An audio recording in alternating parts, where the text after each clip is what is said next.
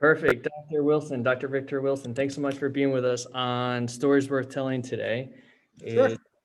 It's an honor to have a little bit of your time. I know it's a busy time with finals and end of the year.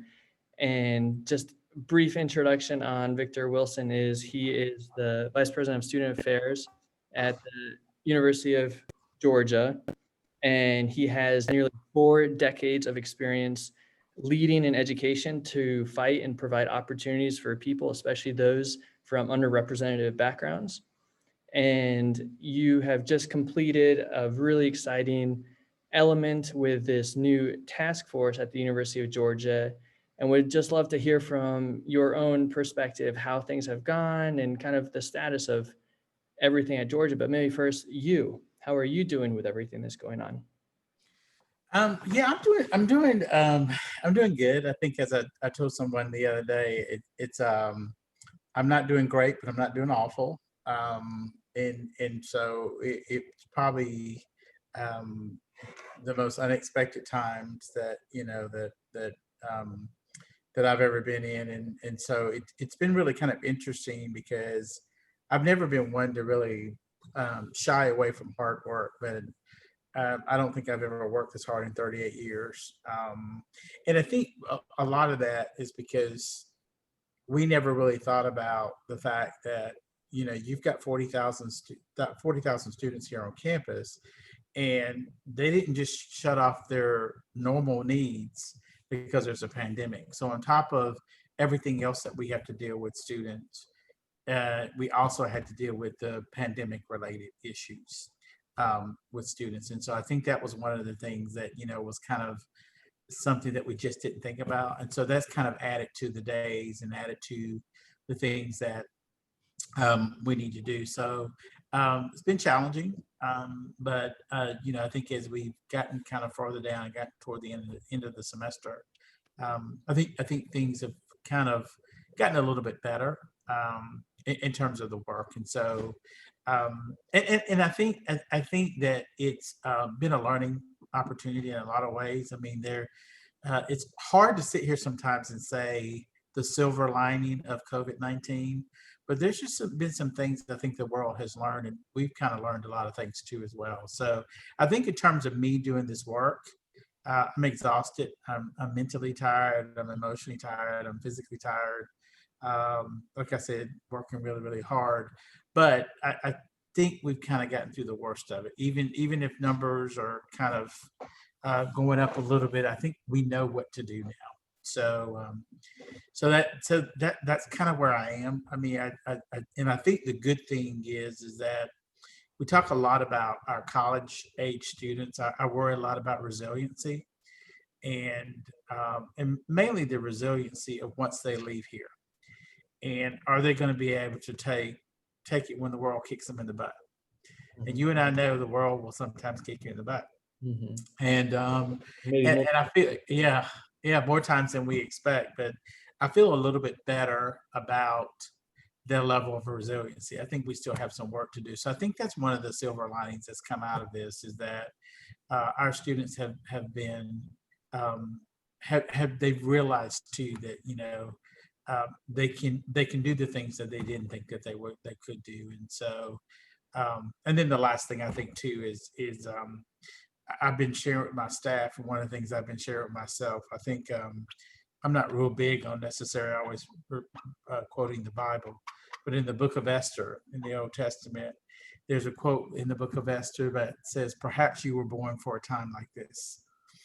And I think we have to keep telling ourselves, we may not know why, we may not know for a couple of years down the road, but maybe we were born for this. And so there's nothing that COVID or the pandemic or whatever we're going through. And when you think about it, I mean, I think one of the things you and I've talked about, this conglomeration of a pandemic, social unrest, racial issues, just all coming, an election all coming at one time. Perhaps, Irving, we were born for a time like this. And Yeah. maybe that is why we're here.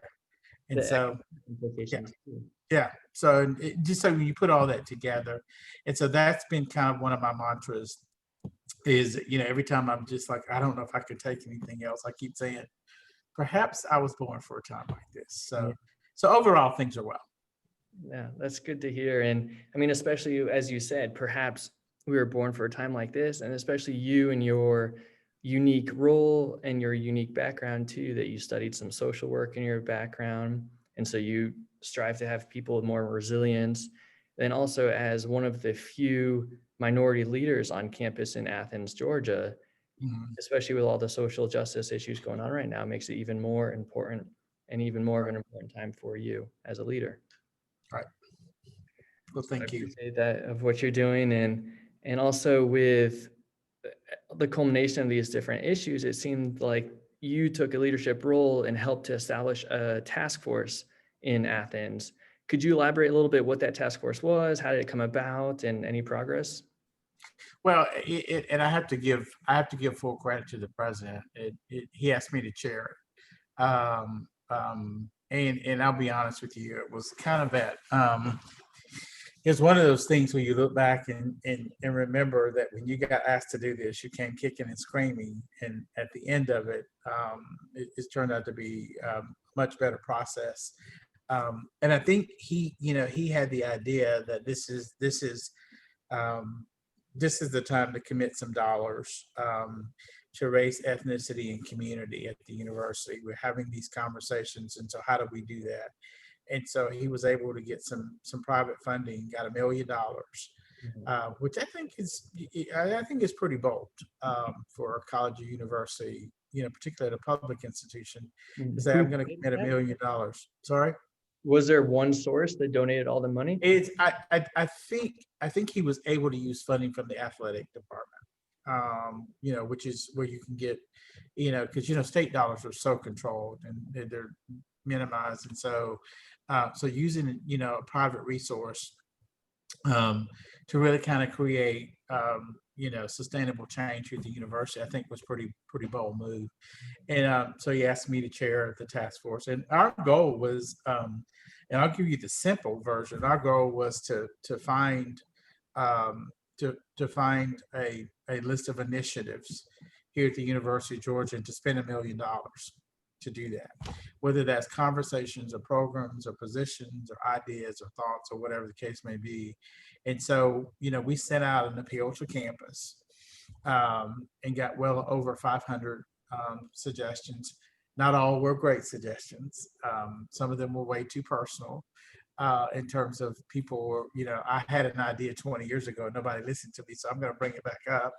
But I think what we've done is we've kind of some things have already been approved and are shared on our website, and then there are other things right now that are still being considered and being worked out. And so, and our goal was to be done by December, to be done by the end of the semester, and we reached the goal. Um, and so it was a really interesting process, and it was really good to know where folks were coming from in terms of their thinking. It was I'll be honest with you, it was disappointing in some ways because we had some, not a lot, I would say an extremely small amount, but we had some folks that submitted. I have an idea. Why don't we just stop doing this and quit segregating ourselves and quit focusing on this, and everybody just love everybody, and let's just sit around. And I'm thinking, well, if that were the reality, we wouldn't even have a need for this task force. We wouldn't even be having the conversations. If that were the reality, then George Floyd would probably still be alive. If there were still that was a reality, but it was good because we were able to get a lot of the opinions and thoughts from all over campus. And so I have to give the president full credit, but I served as a chair, and I think we've done some great work. And some of this is work that some of this, once it is finally approved, will be work that will be at the University of Georgia forever. So it's not a one thing, you do it and it's done, it's gone, but some of these things will be permanent. And that's what it has to be, I think, is that these monumental changes, even if they're incremental, need to be sustainable and long lasting to have profound impact. Yeah, and I think a lot of the things I think one of the things we talked about too was, and I'm big, if you haven't picked that up yet, I'm big on dialogue. Um, because I think, I really strongly believe that, I've always said, I don't care who it is, I don't care how much I disagree with them. I've never ever left um, someone and not felt like I knew them better once I heard their story. I may not like their story, I may not agree with their story, but at least I understand. And so I think dialogue is so important. And so one of the things I think that has come out of this too is that if we can create dialogue and start this pattern of dialogue, and dialogue in all different ways, shapes, and forms with everyone, asking those tough questions, I think that can kind of be helpful. So it's been a great process, I think, for us to go through, and I think it'll be great for the university community. Definitely. And even if people have different views, whether it's a small issue or larger issue, just as you said, if we can bring these people to the same table, to the same Zoom conversation, and move forward in some way or another, that's very, Yeah, it's like that. It's like that whole notion of, um, it's you know, used to have these conversations about race, and I remember having conversations with folks, and they're like, well, we've got to learn tolerance. And I just was always uncomfortable because I'm like, I don't want you to tolerate me as a Black Mhm. man. And there's a difference between tolerance and there's a difference between acceptance and awareness. I think awareness is the thing that's most important. You don't have to accept what I'm saying. You don't have to tolerate what I'm saying, but I think to be aware. And so I think that's where I'm saying that I'm hoping that we can have conversations to be aware. The only way that I know the beauty of the day that we're having outside today, it's beautifully sunny, is because I'm aware of what the rain is like. So Mhm. if I'm aware of the rain, then I know the beauty of sunshine and a beautiful day. And so I think awareness is so, and I think so many people feel like, Irving, here's Irving, he's trying to get me to accept this, accept. I'm like, no, I think Irving is I'm using you as an example, but Irving's trying to make me aware. And so I think awareness is so important. And I think that's one of the things where we had a lot of conversations about that as well. So, And I think to your point too, with being aware is almost having a holistic approach to everything that's going on, and that has gone on since George Floyd and the protests we had since then, that a lot of these different issues related to how people are doing their mental health, their behavioral health, and the traumas that people face each and every day, of how do we become more aware and provide help for these people, whether it's students on campus. Maybe you wanted to share a little bit about that. yeah, I think I've always been a big believer as I've done this work.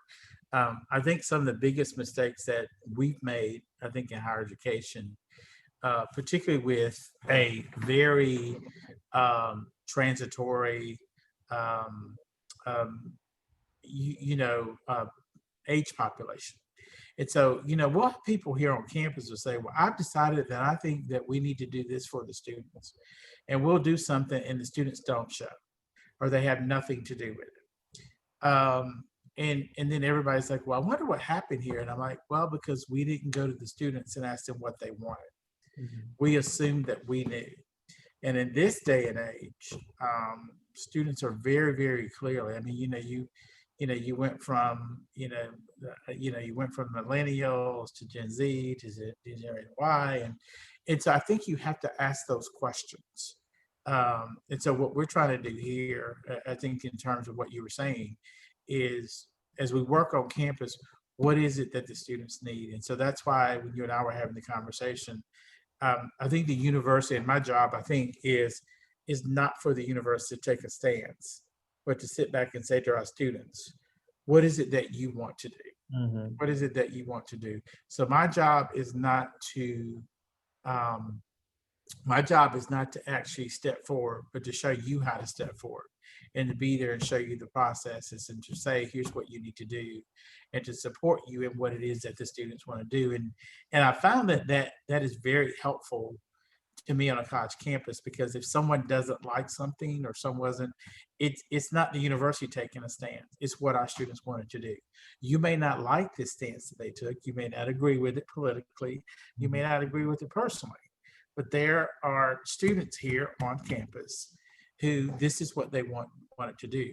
And so the doors were open to them as well as they are to any other student.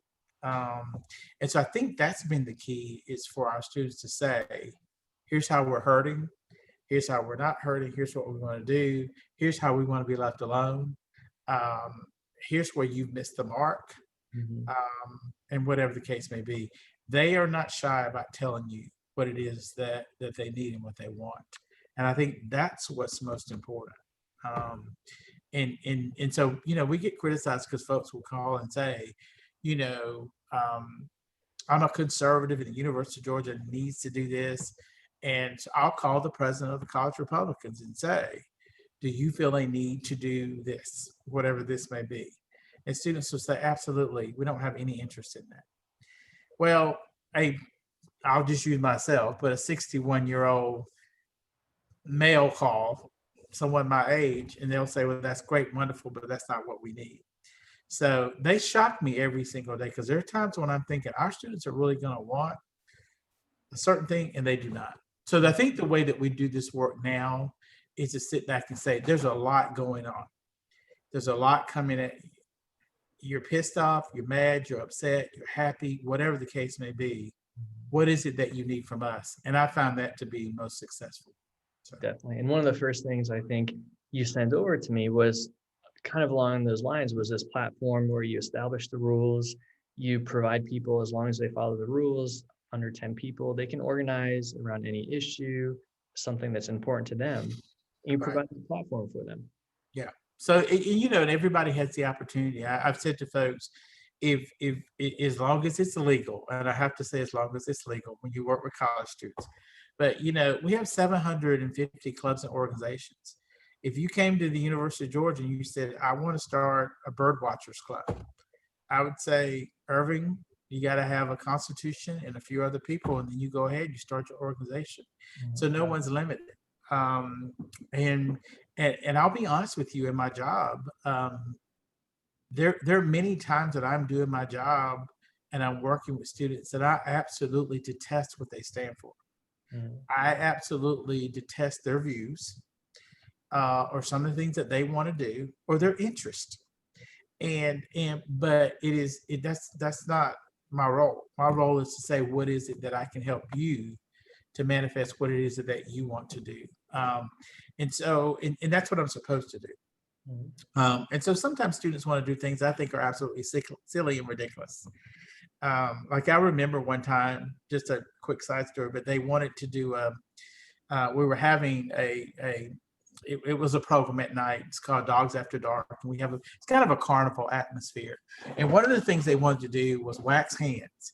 And basically what it was that students would go and they put their hands in hot wax, and then they would pull it out, and then they would take it off. Eventually, once it cooled, they would take it off, and they would have a wax figure of their hands. And so the staff came and told me, oh, here this is how much it costs. And I'm like, I said, it's not a lot of money, but I'm not doing that. That just sounds ridiculous. Mm-hmm. Who wants to go home with a figure of their hand? And so they're like, no, we need to. I'm like, okay. So I finally gave in and I did it. So I went over that night to the program, and there was about 12 different things going on. It's an alternative program to drinking.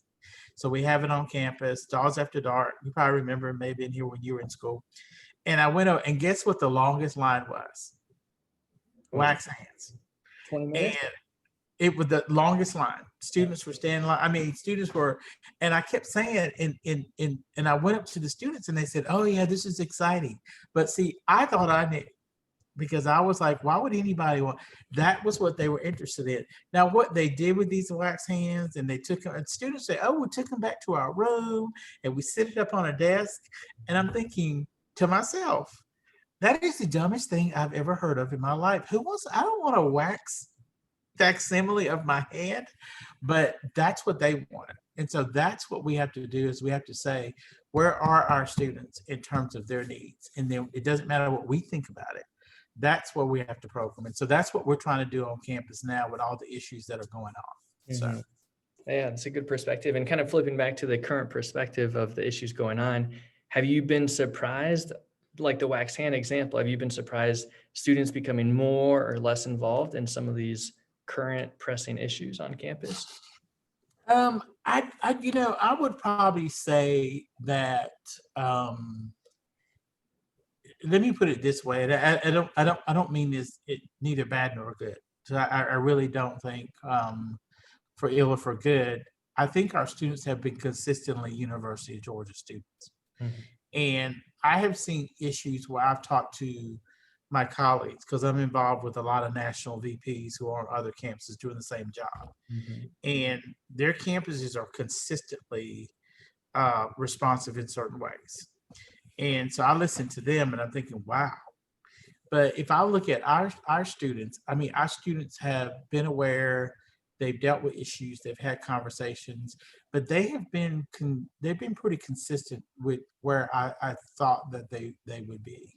There have been a couple of times where I think, a couple of times when there's been issues that I thought that would be a little bit more outcry from students. mhm, Um, but then when I talked to those students, I think a lot of it was, um, there's no need for outcry right now because the people who needed to hear what's going on and the people who need to step in and use their voices, they need to do that. So there's nothing for us to say right now. It's kind of like, for me, there were a lot of people who came to me after George Floyd died and said, "You are so silent," and I'm like, I need to be silent right now for lots of different reasons. I need to be silent as a Black man. I need to be silent, for lots of different reasons.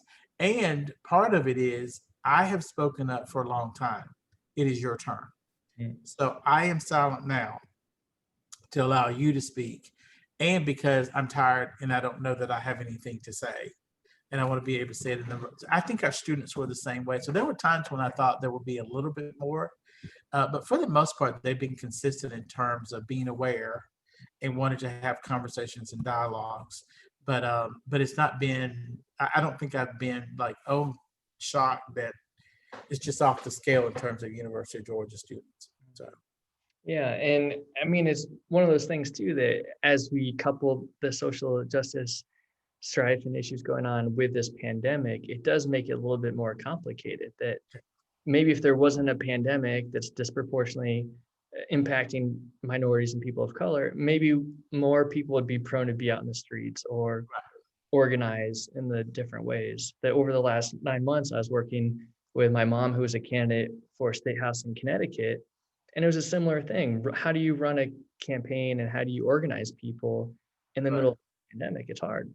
Yeah, it really is hard, and I think one of the things too is I will say that I don't feel like when there were groups of students, whatever the topic, uh, when they felt like their voices needed to be heard, I don't think that they said, "Well, we're in the middle of a pandemic." Where they figured out a way to do it, Figured out and a way. that's one of the things that I've been really kind of proud of. I don't know that.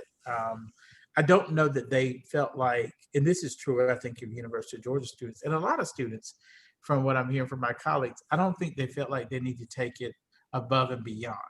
I think a lot of students felt like, here's what we're trying to share. Here's what we want to be heard.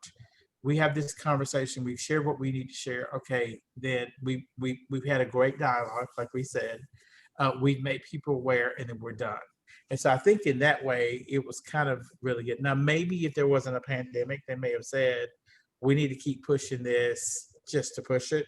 Mhm. Um, but I don't think that's been the case. And so I don't think the pandemic has stifled voices that wanted to be heard.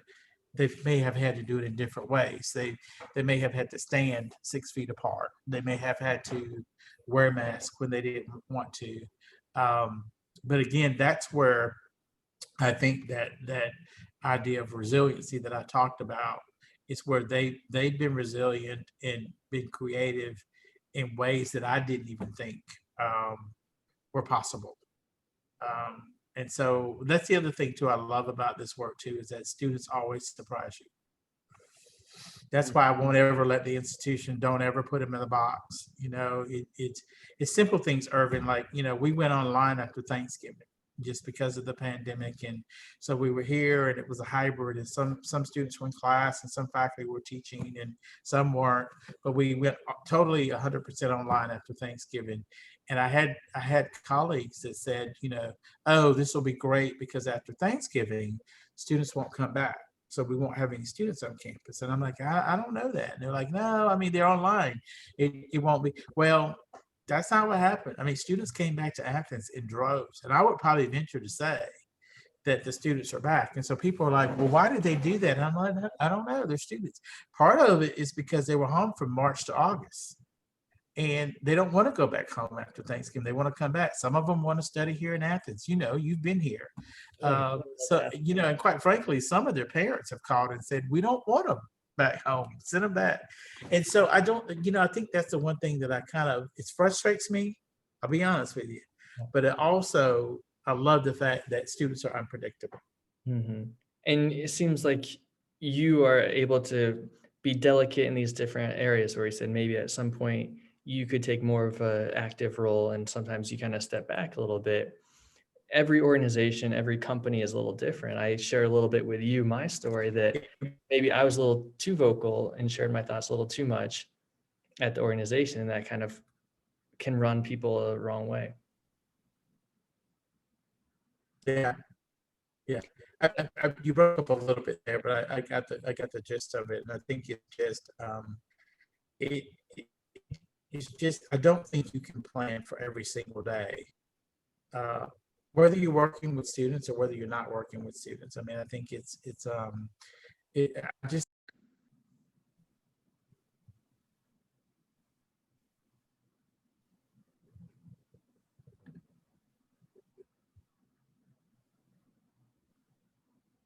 I may have lost you. Hey, are you still there? Yeah, I'm still here. I'm still here. You've got the same picture that your mom had, but yeah, I can hear you. Okay, perfect. Yeah, so I know your time's really limited, Dr. Wilson. So is there anything else that you'd like to share with the community kind of as we move forward? And is it a special time that right now it's an important day in the state of Georgia as well? Yeah, I think the only thing that I will share is higher education is really no different than anywhere else. And I think the only thing that I would say is that I think that we've kind of learned to, like I just said, there's no absolutes. But the biggest message I think that I can get out of this for all of us is we don't know. I mean, we may have had an attitude that we think we know everything, but I don't think anybody knew that we'd be in this situation. So I think the biggest tell-all for me is that I just think we need to just be nimble, and I think we need to listen to each other, and I think we just need to be ready for what comes our way. I think we need to remember that perhaps we're made for a time like this, and that there's not anything that we can't handle. But whatever the conversations are, whether they're pandemic related or social unrest or race related or whatever the case may be, I hope that we've gotten the lesson that we don't need to plan for anything. We just need to kind of sit down and listen to each other and see where each other. And I know that's what we've seen on campus, particularly with our students. But I think it's a great lesson for the rest of the world as well. Definitely. And just one other thought along those